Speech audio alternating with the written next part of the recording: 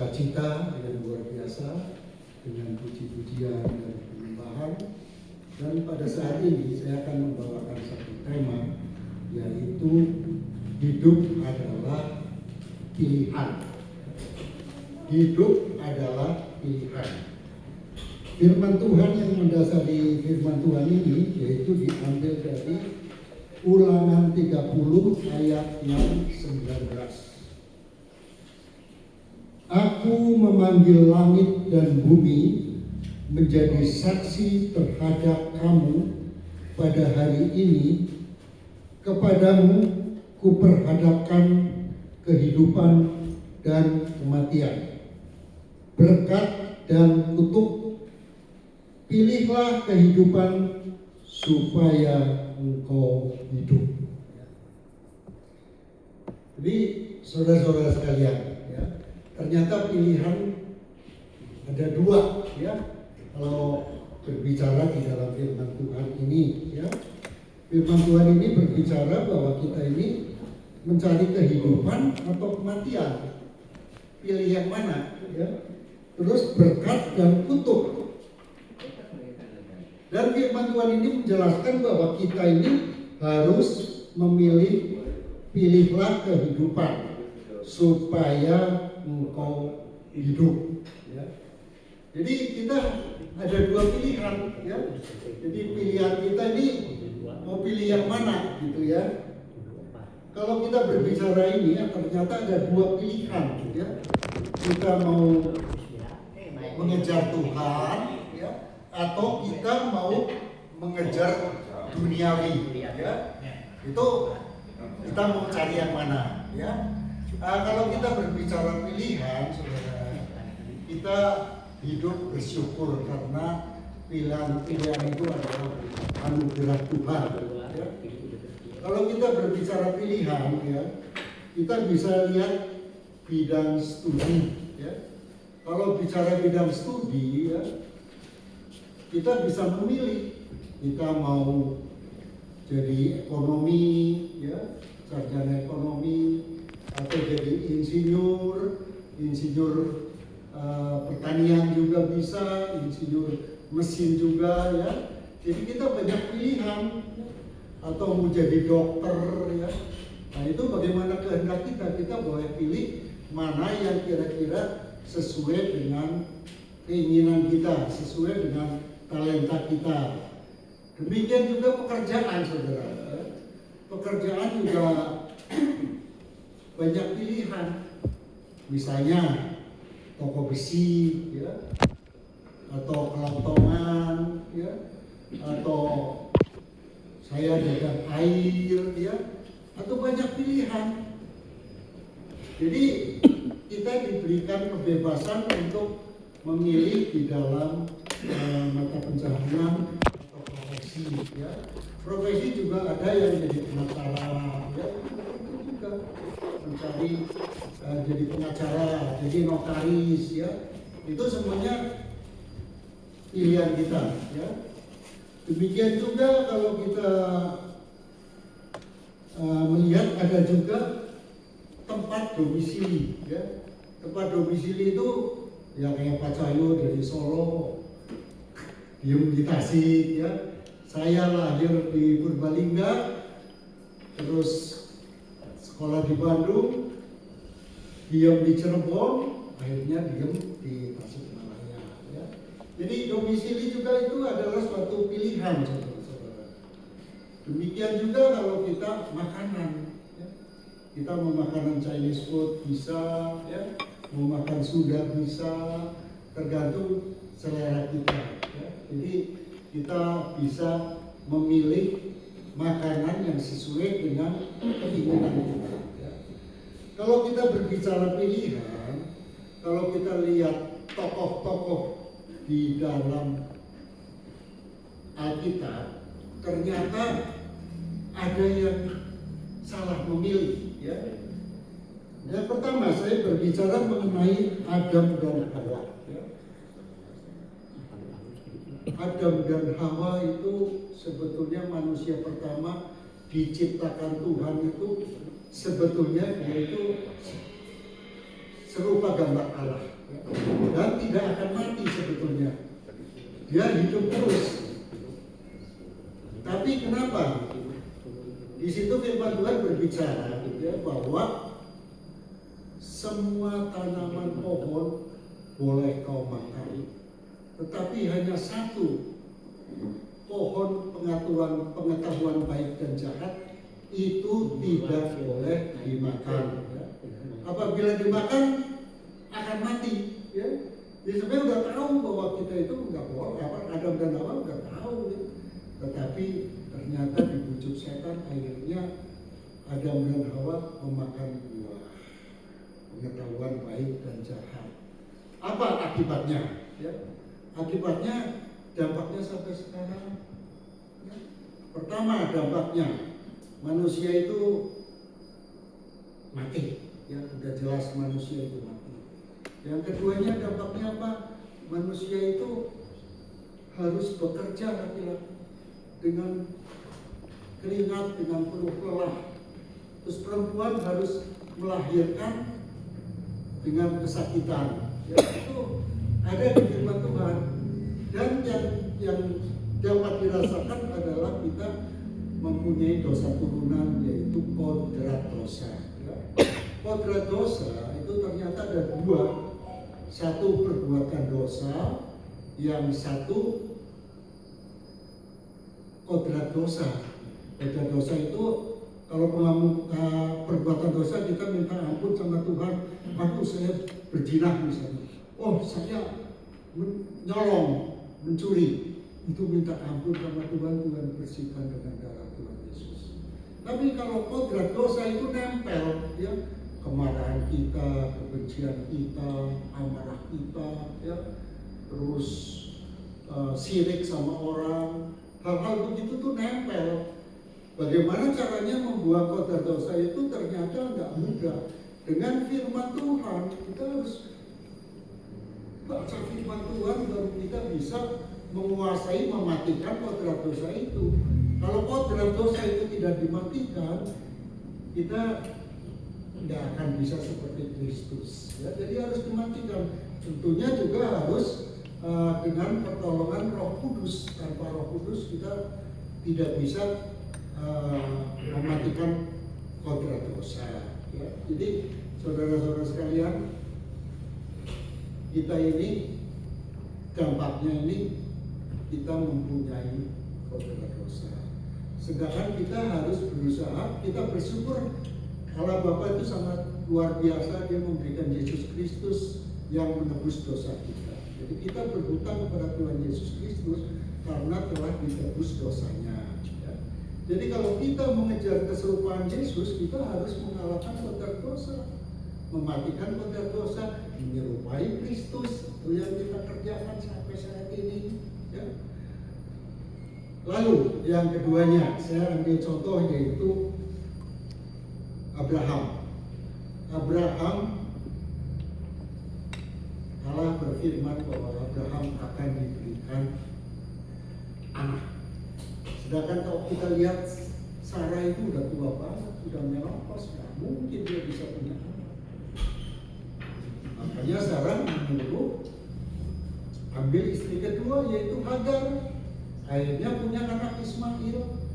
Berarti Abraham ini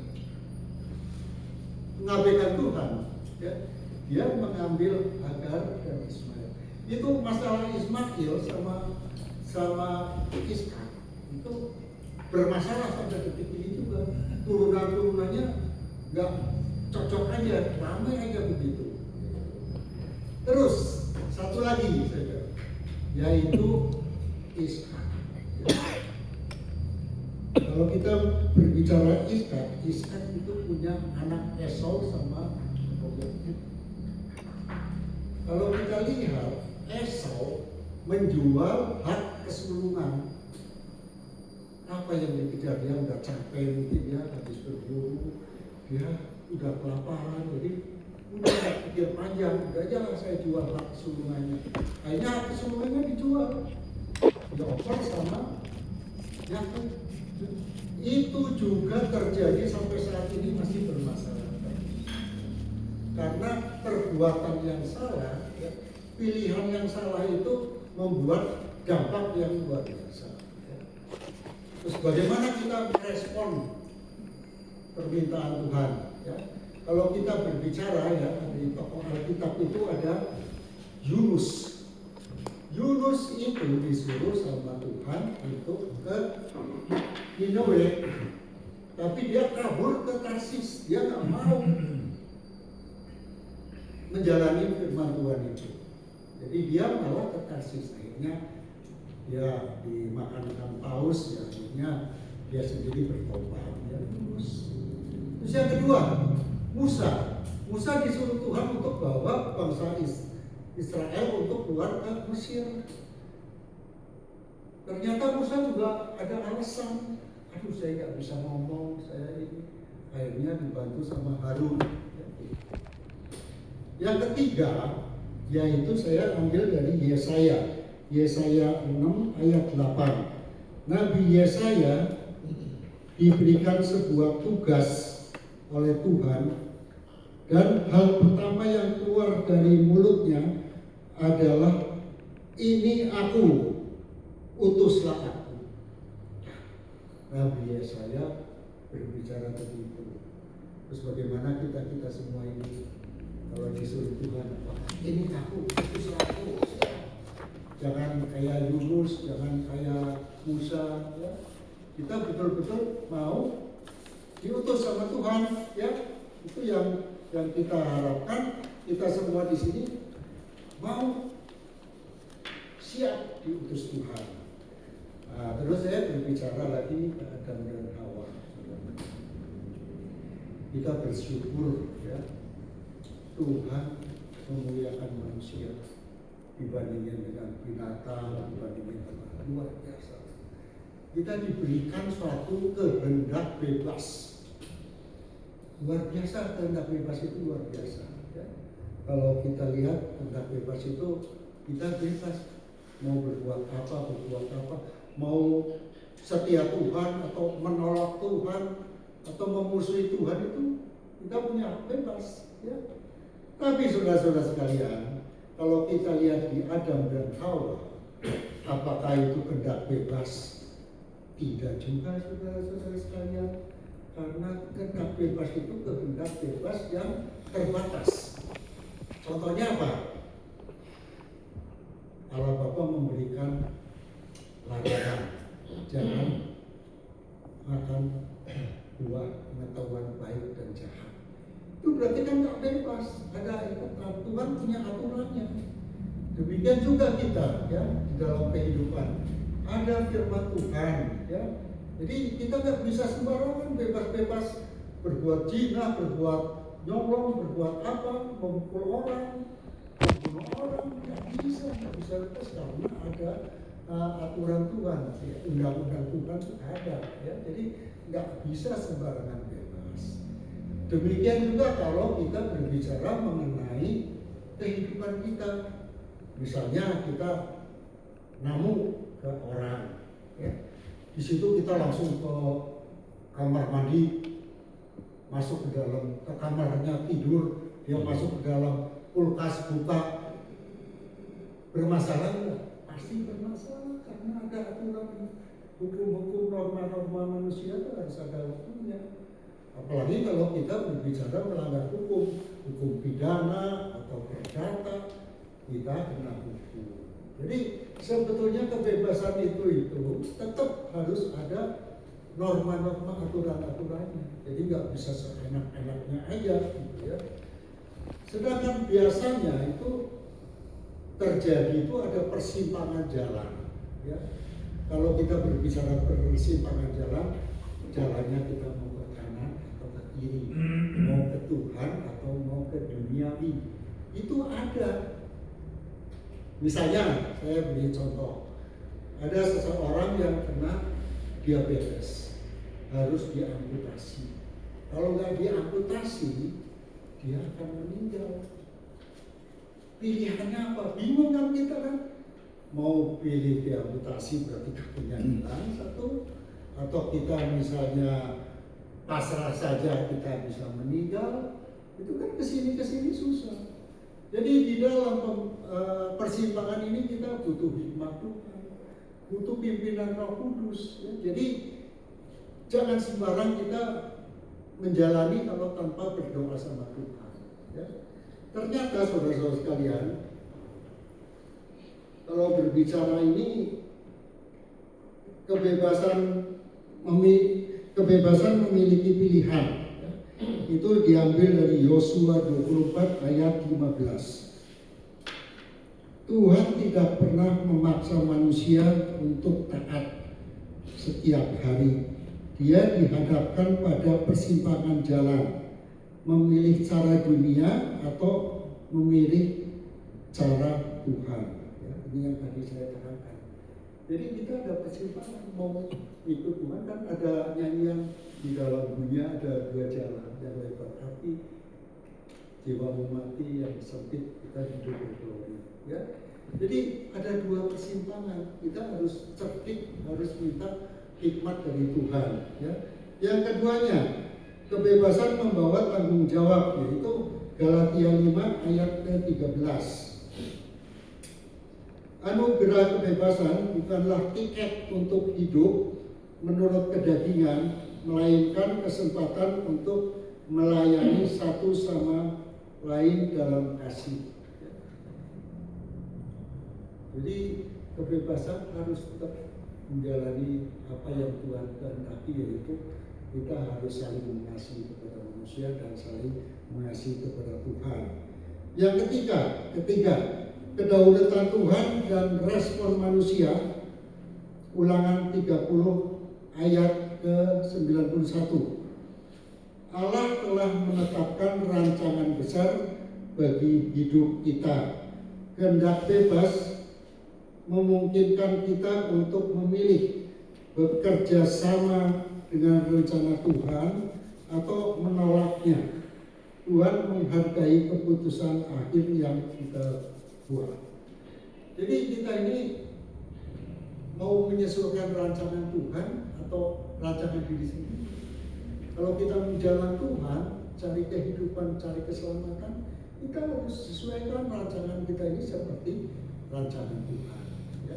Jadi kalau kita tidak mau menyesuaikan rancangan kita dengan rancangan Tuhan, akibatnya kita binasa.